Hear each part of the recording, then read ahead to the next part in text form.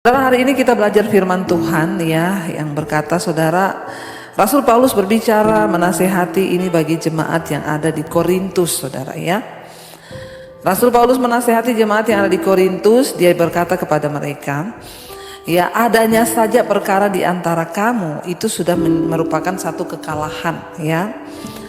Dia berkata, kamu ada masalah aja itu sudah jadi satu batu sandungan, kekalahan ya di antara kamu. Apalagi saudara ya, bagaimana kita bisa menjadi suratan yang terbuka, bagaimana kita bisa menjadi orang-orang yang dapat menjadi berkat ya, karena dikatakan ya, adanya masalah saja di antara kita, perkara di antara kita seorang terhadap yang lain, itu sudah merupakan kekalahan.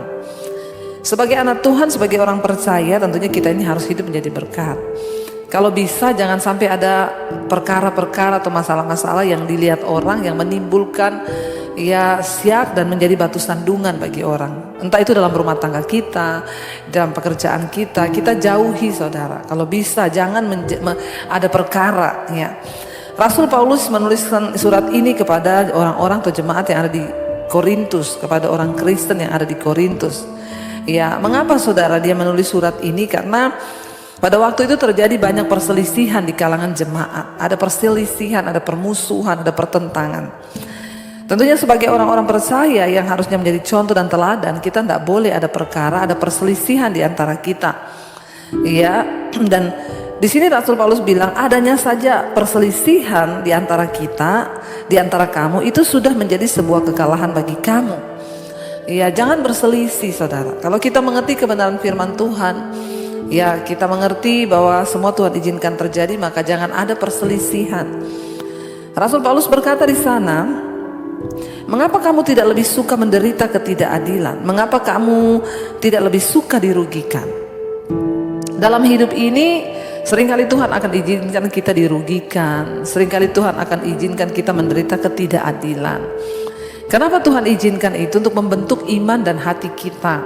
Makanya saya banyak mendapat orang datang dan berkata, Bu, ya suami saya itu nggak adil sama saya. Ya, mertua saya itu nggak adil sama saya. Orang tua saya itu tidak adil. Bahkan ada orang-orang yang datang kepada saya berkata, Tuhan kenapa nggak adil? Ya, Tuhan seringkali mengizinkan ada orang-orang yang berlaku tidak adil kepada kita. Kita sudah benar, kita sudah baik, tapi diperlakukan dengan tidak adil. Yang namanya diperlakukan tidak adil itu memang tidak enak. Tapi saudara, terima saja, karena itu firman Tuhan. Rasul Paulus menasihatkan jemaat yang ada di Korintus, kenapa kamu tidak lebih suka dirugikan? Kenapa kamu tidak lebih suka menderita ketidakadilan? Sekalipun kita mengalami satu ketidakadilan, sekalipun kita dirugikan, ya dirugikan dalam perasaan, dirugikan dalam materi, dirugikan dalam apapun, terima saja saudara sebagai sebuah pembentukan. Ya, tetapi Rasul Paulus berkata, harusnya standar iman kita, standar karakter Kristus dalam kita itu, kita ini rela menderita ketidakadilan, kita rela menderita kerugian. Tapi justru jemaat di Korintus pada waktu itu Rasul Paulus bilang, tapi justru kamu sendirilah yang melakukan ketidakadilan, dan justru kamu sendirilah yang mendatangkan kerugian terhadap orang-orang lain, terhadap saudara-saudaramu.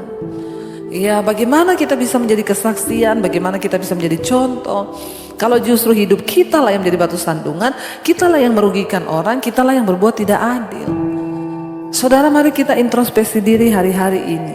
Ya, kalau kita berlaku tidak adil kepada orang, kita berlaku tidak adil kepada saudara kita, kepada teman kita, kepada siapapun, ya mari kita minta ampun dan bertobat.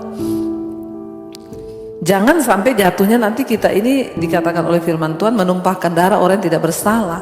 Artinya apa? Ya, karena ketidakadilan kita bisa merugikan orang lain. Mungkin kita nggak sampai membunuh orang, tapi kita membunuh karakternya, kita membunuh talentanya, kita membunuh pekerjaannya. Ya, bertobat saudara. Karena itu Rasul Paulus menasihatkan jemaat yang di Korintus, jangan kamu ada perselisihan. Ya, adanya aja perkara di antara kamu itu sudah menjadi sebuah kekalahan. Kalau bisa kita sebagai anak Tuhan, mari kita hidup rumah tangga kita menjadi berkat. Ya, orang akan berkata, itu loh rumah tangganya luar biasa, nggak pernah berantem, nggak pernah ribut-ribut, anak-anaknya manis, rumah tangganya itu luar biasa. Jangan sampai orang bilang, oh yang itu ya itu orang Kristen, tapi tiap hari ribut, tiap hari berantem. Adanya saja masalah, adanya saja perkara di antara kita, itu sudah menjadi kesalahan, kekalahan, dan batu sandungan bagi orang-orang di sekeliling kita. Ya, mari kita lebih suka menderita ketidakadilan, mari kita lebih suka menderita kerugian. Mungkin kita diperlakukan tidak adil, tidak benar, kita dirugikan. Belajar untuk menerima segala keadaan, karena satu saat Tuhan itu tidak tidur. Tuhan itu tidak buta, Dia tahu semua yang terjadi di hidup kita, Dia tahu semua yang menimpa kita. Dan tangan Tuhan selalu bekerja bagi orang-orang yang merendah hati dan setia kepada Dia.